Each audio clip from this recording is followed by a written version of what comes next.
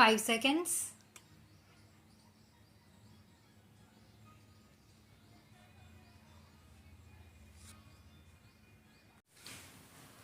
I have great pleasure in welcoming you to this seminar to discuss the contribution of Gandhian outlook and techniques to the solution of tensions between and within nations.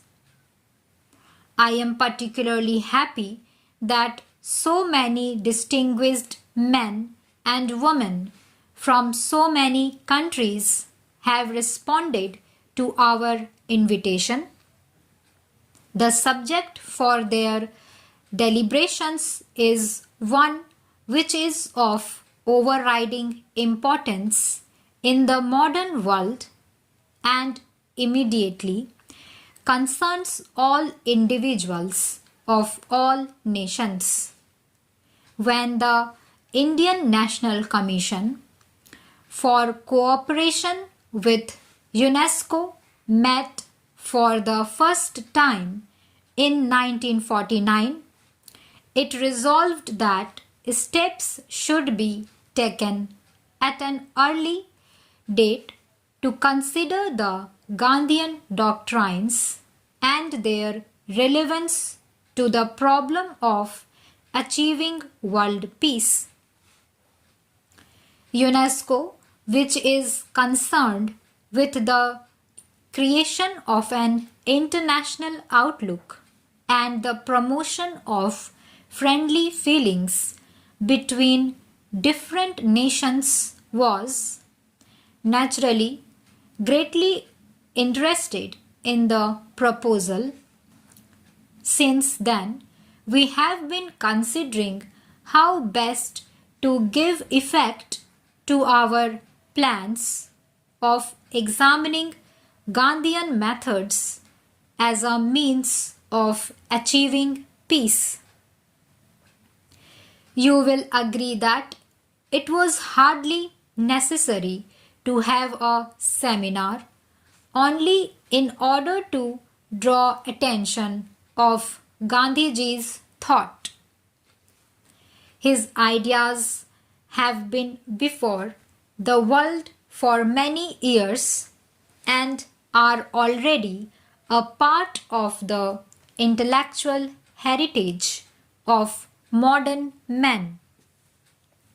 In view, however, of the crisis which threatens the world today and the danger of war, which is always in the background of our minds, it seems especially appropriate to consider Gandhiji's methods so far as they provide an alternative to war and promise a solution to international problems.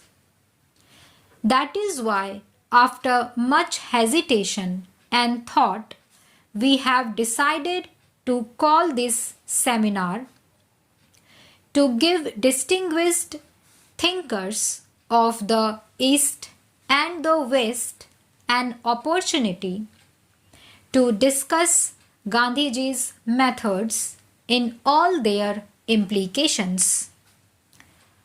I am keenly conscious of the stupendous nature of the problem and also of how a solution has until now baffled the efforts of men. It is therefore in a spirit of humility that we have organized this seminar in the hope that the cooperative efforts of thinkers from so many countries may throw some light on our pressing problems and suggest some method of dealing more satisfactorily with the problems of war and peace. The issues at stake are so vast and our aim so important that whether we fully succeed or not, the effort is its own justification. This we have to understand now. The progress of science itself makes it the more urgent to find a solution to these problems. In the past, wars were often due to the fact that man's lack of knowledge did not permit him to utilize to the full of resources of nature.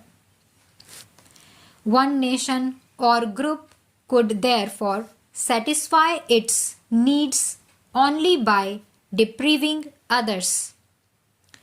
If food or fodder was scarce, the only means of overcoming this shortage lay in forcible occupation of the fields or pastures belonging to others. Today, the progress of science has created conditions where all legitimate demands of men can be satisfied. We can now live in an economy of plenty rather than one of want.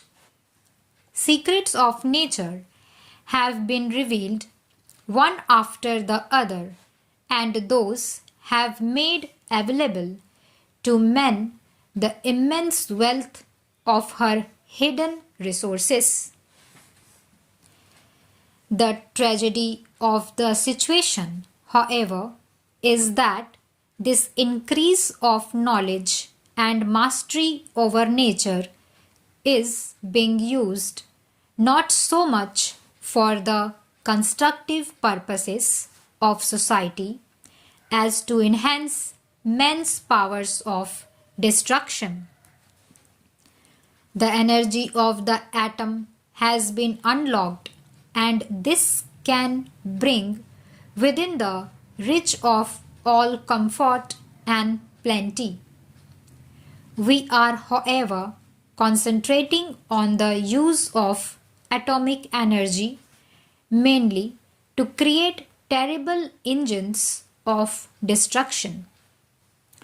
Wireless has brought all mankind nearer to one another, but instead of using it to strengthen the bonds of fellowship among men, we are using it as an aid to a propaganda of hatred and discord. Aeroplanes are being used primarily to develop our offensive in aerial warfare.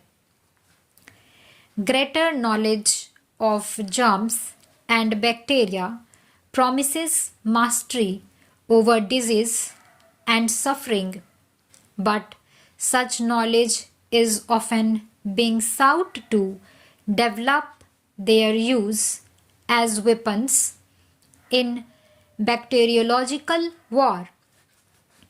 Not that these discoveries have no beneficent use, but such use seems subsidiary to the main purpose of employing them as weapons for the destruction of humanity. Since the beginning of this century, technological and scientific developments have tended to make war and peace coextensive with the whole world.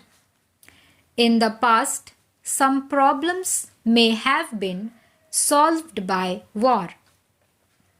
In any case, such wars were confined to a section of the world. Today, it is clear that no problem can be solved by war.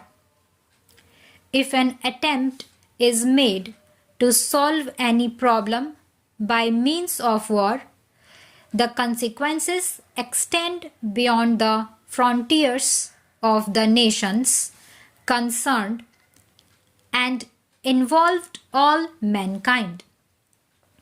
Wars have reached a stage where they only succeed in intensifying the hatred between nations and leading to new hatreds. Thus, the only consequence of war today is to enhance the impulse to revenge and destruction to become a basis of conflict. Stop.